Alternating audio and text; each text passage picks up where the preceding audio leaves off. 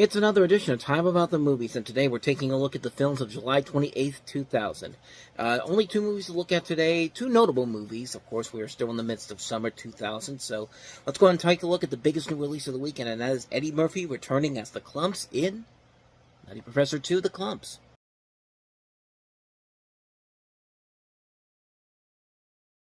So this is, of course, a sequel to the 1996 Eddie Murphy movie directed by Tom Shadyac. He does not return for this. It's Peter Segal, who he's kind of my comfort food director. He makes a lot of movies I really do like. I like Tommy Boy's one of my favorite comedies. I like My Fellow Americans. I like what's another one he did? The ones with Adam Sandler, Anger Management, 50 First Dates, The Longest Yard, Get Smart's a really good one. Second Act, a movie that I probably really should not like, but somehow I found myself enjoying it. He's not made a movie that I've really hated in general. I mean, most of his movies have been at least somewhat entertaining, and this one is entertaining enough. Taking place after the events of the first movie, Dr. Sherman Klump, once again played by Eddie Murphy, dedicates himself to science. However, when he meets this beautiful fellow DNA researcher played by Janet Jackson, who replaces Jada Pinkett from the first movie, who basically didn't return for this because she went out to sign with the Matrix sequels. She was pregnant, and she, of course, married Will Smith. So here, now you have Janet Jackson's character, who they kind of established early on that they've been in this relationship for a long period of time between films. But as the love-smitten professor dreams of a brighter future, the lean and mean Buddy Love persona emerges demanding freedom. Now the nasty alter ego stands in the way of happiness, and poor Sherman must do everything in his power to rid himself of Buddy once and for all. Can the Roddy Klump family lend a helping hand? And the Klump family, as the title indicates, they have a more substantial role in this movie here. They're not just there to be like a random supply here. They have more increased story elements in this particular story. This has several different writers on this one. Barry Blaustein, David Sheffield, Paul and Chris Weitz, who had just come off of American Pie, Steve O'Derrick. I mean, there were a lot of writers on this particular film, and it is definitely a step down from the first film. It doesn't have quite that same spark and memorability that the first film does, but there are still a lot of good funny moments in here. I do like the concept of a Buddy Love coming out of Sherman Klump and actually having to duke it out with him, and it does lead to a pretty entertaining, fun climax at the end of the movie with a lot of funny, silly moments in it. And like, it knows it's ridiculous. It knows it doesn't make a whole lot of sense. It knows it really has a lot to do to try to keep up with the first film, and it doesn't quite do it all the way through. But I don't think it's as terrible as people make it out to be. It's not as bad as what most comedy sequels are. Is what I'm trying to say here. Like, you can definitely tell there was effort put into this. Maybe not as much as the first movie did. I think maybe the Klumps were a little bit too much to throw into this, honestly. But at the same time, the additions that they have in here are not terrible, honestly. I feel like Universal was trying to make this kind of the similar success to like the Austin Powers movies, like how The Spy Who Shagged Me went on to be one of the biggest comedy hits of the year, the previous year. And I think that's what they were trying to do with this, but it didn't quite work as much as Austin Powers did. I mean, but like I said, most comedy sequels usually do not end up being as good as they should. I mean, compared to the first film. I mean, the original Eddie Murphy film is a great film, and this, it's not the best, but it certainly isn't the worst either. And everybody in here does their job well. Larry Miller gets a more expanded role in here as well. Janet Jackson has some good chemistry with Eddie Murphy, and seeing him playing all these characters again is a ton of fun to watch. I do like a lot of the elements in here.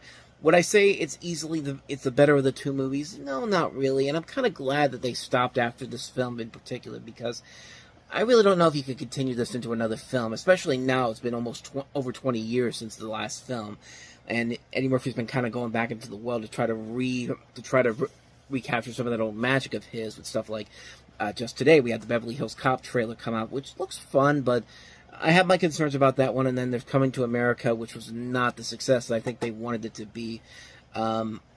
This is fine for what it is. It's nothing too crazy. It's nothing too spectacular compared to the first movie. That first movie still holds up after all these years. This one, not quite as much, but it still has some funny moments in there that I will recommend it for. I think it is a very solid film. It's not a great film overall, but it's still a very solid film, so I'll give it that.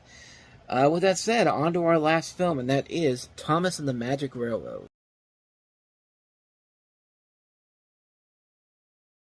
This is, of course, based off the Thomas the Tank Engine film TV series. It's the only movie they've done so far, although they keep talking about doing another one with Mark Forster as the director, but they've been talking about that for a couple years now. And basically in this one here, you have Mara Wilson playing the granddaughter of this caretaker, played by Peter Fonda, of an enchanted steam engine who is lacking an appropriate supply of coal, and Mr. Conductor, played here by Alec Baldwin of Shining Time Station, whose provisions of magical gold dust are at a critical low. Lily and Mr. Conductor have to enlist the help of Thomas the Tank Engine, who confronts the ruthless steam engine-hating Diesel 10 along the way.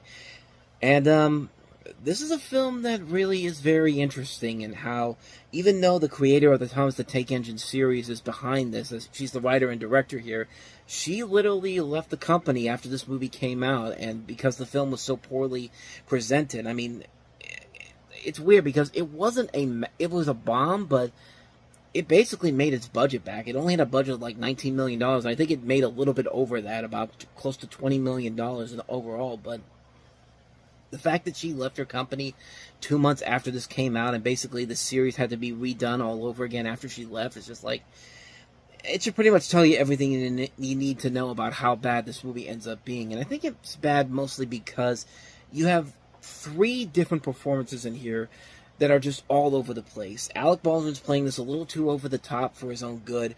Mara Wilson really does not look like she wants to be there right now. I mean, this is basically the last major movie that she was in, for the most part, when she was still considered that girl from Mrs. Doubtfire, Miracle on 34th Street, Matilda.